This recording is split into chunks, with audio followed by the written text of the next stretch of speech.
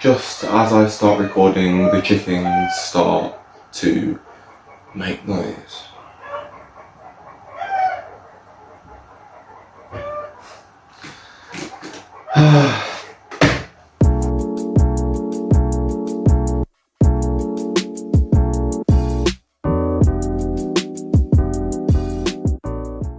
Yes, people, it's Cole, and I know this is not the same person you saw a while ago, but I did an intro, so I'm just going to do it again.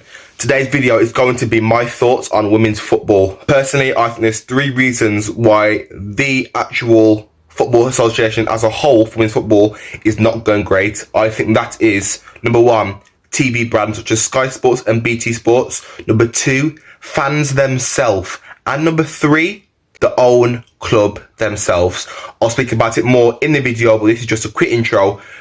Roll back to Pascal. Okay, so starting it off with no support from certain fans, this is what I mean. Women's football has grown over the last 3 or 4 years, in my opinion. Well, not my opinion, facts show that. But I think certain fan bases, or even certain people in the world, are so quick to scrutinise. Like, for example, I know people who are so adamant saying, oh, women should be paid the same, women should be shown across the world, or I don't know why they're not playing in packed out stadiums. I 100% agree with that. But my thing is, the same people who are saying this are not watching a game. They don't know a certain player. They'd rather go to a men's game than a women's game. So my point is, if you're so adamant on growth, then support by going to games. Me personally, I try to go as many women's games as possible because I like football. And I'm going to be honest, the tickets are a lot cheaper because no one goes to the games, and that's sad to see. For example, if I've just got facts here, an average attendance at a League 2 game is 4,924 supporters. That's the average of League 2. That's the lowest league in the EFL. But an average attendance of a WSL game, that's the top league of women's football, the equivalent to the Premier League, is 1,185. This is a big issue. Why is it that League 2 teams, who are a lot lower, are getting more attendance than WSL games, even with the TV companies? I'll get into that later on. The issue with me is, I've said it already, but if you are so adamant on going to the games or supporting the games, go to the games yourself. I said before, I go because the prices are really cheap and it's football I love. The prices are not a lot. You go to a men's game, for example, Liverpool, I support Liverpool, even though I'm in Port Vale. Liverpool, tickets there, usually from what I've seen, are like £50 upwards. But going to the women's games, it starts from £5. Simple things like that. And I don't think people are getting that in order to grow, they need some sort of support. Women's football has grown mainly from the 2018 World Cup when everyone was watching the games. So they're right there. From support, they're growing and growing and growing, but you can't push people down and have a goal saying that no one's watching it when you're not watching it yourself. That's my issue. A good example of how I feel like it's growing, but also needs support. Depending when this comes out, yesterday was England Lionesses versus Austria in the Euros 22 opener. We won 1-0, thankfully, goal from Beth Mead. But it was in Old Trafford. The venue was Old Trafford, and the stadium sold out. It annoys me the fact that women's football, it shows people want to watch women's football. People want to go to the games. The attendance was 68,781 attendance. That's a record for the European Champions Women's. That's a record. So I don't see even 10% of that is soaring through the averages. So I don't get why people don't want to go to games.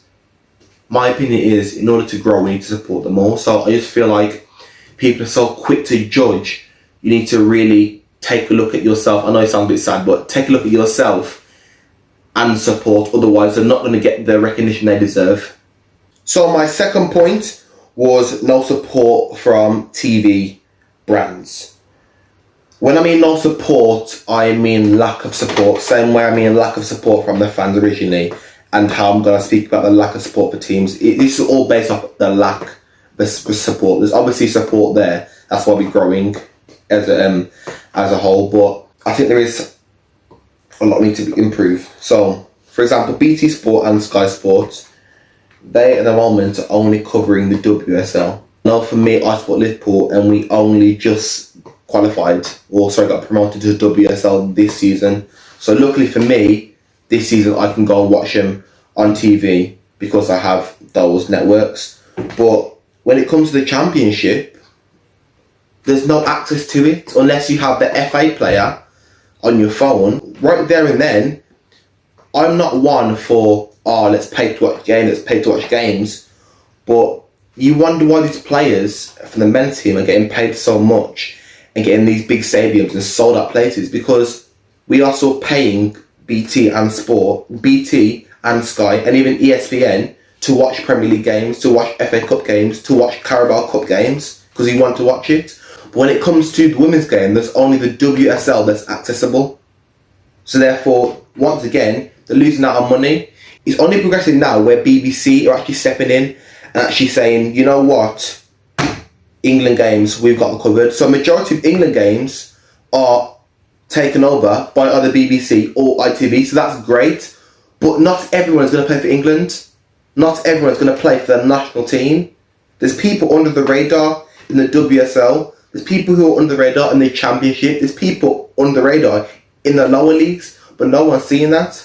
It's quite frustrating in my opinion. I just feel like there's a lot wrong with women's football at the moment. It's on a very good path of growth, but there's a lot wrong with it.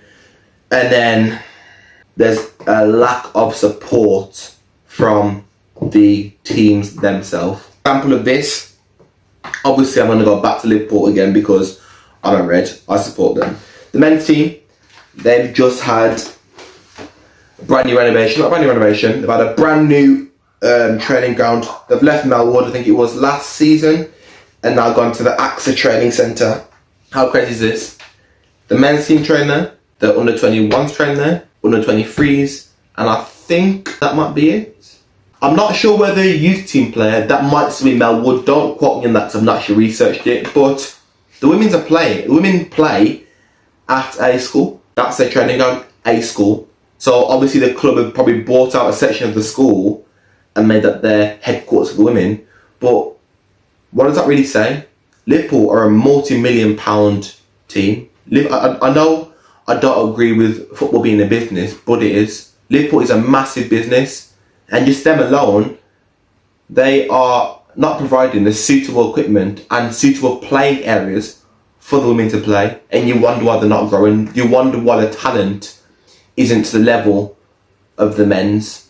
And it's sad to say, I know I'm going to sound biased or whatever, but I really believe that these small things turn football from mediocre amateur level to world class to pro to actual suitable level. People love to watch it.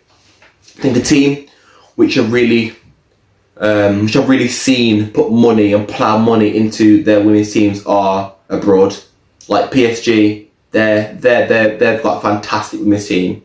These players have great facilities to train at because they have been given the respect that they deserve. I think England are a lot different compared to nationally or internationally, because USA, oh my gosh, USA are really showing it. No wonder they've won, what is it, they won six World Cups, because they're just in form. They put money into the sport, and now the women's have even got an equal pay system where they're getting paid the same as the national men's team. Even, actually, you say that, Man City, I can't lie. When I went to play at the Etihad Training Centre, the women's place was right next door, and it's actually amazing, I can't lie. Obviously it's not the level the men's is at, well, it's kind of shared, but I mean, this proves what we can develop. Man City are such a powerhouse now. There's Arsenal, the City, and there's Chelsea. They're all powerhouses because they've ploughed money into their women's teams. No wonder they're playing Women's Champions League. No wonder they're challenging for Women's Champions League, because money's gone towards it. So I feel like when those issues are solved, we're going to grow with women's football. So just to finish off the video, my opinion still stands. Women's football is on the rise, positively on the rise, and I say hopefully in the next 10, 15 years, it's going to be very close to the men's, very close to the men's level, very close. But like I said, these 3 points are the most concerning for me, why I feel like it's been moving so slow. So slow. But that's all. Hope you enjoyed it. I hope you stayed to the end. If you did, put a football emoji in the comments so I know you're a real one. But that's all for today. If you could like, subscribe, turn on post notifications so you know when I'm next posting. My schedule now is once every 2 weeks. But if you follow me on my Instagram, you will see any updates for what's going to happen. But that's all for today. I'll see you next video. Hope you enjoyed it. And that's all from me. Bye bye.